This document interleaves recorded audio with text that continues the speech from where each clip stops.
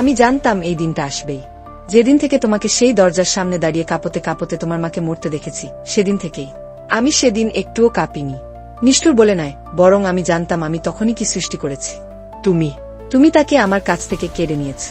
তুমি সবকিছু কেড়ে নিয়েছে। আমি ছিলাম টেড, রান্নাঘরে লুকিয়ে দেখছিলাম আমার মা রক্তে ভেসে যাচ্ছে, আর তুমি হেঁটে চলে যাচ্ছিলে যেন এটা আরেকটা কাজ মাত্র। আমি চলে যাইনি, অন্তত পুরোপুরি নেয়। সেদিন আমারও টুকরো টুকরো হয়ে মৃত্যু হয়েছিল। তুমি কি ভাবো আমি সেই মুহূর্তটা 1000 বার মনে মনে খেলাইনি? তোমার মা আর আমি, আমরা ছিলাম এমন এক যুদ্ধে যোদ্ধা, যে যুদ্ধ আমরা শুরু করিনি। সে তার সিদ্ধান্ত নিয়েছিল, আমিও নিয়েছিলাম। কিন্তু তুমি হয়েছিলে সেই সংঘর্ষের ধ্বংসাবশেষ। আমি ছিলাম এক শিশু, লুকিয়েছিলাম যখন আমার মা রক্তাক্ত হচ্ছিল।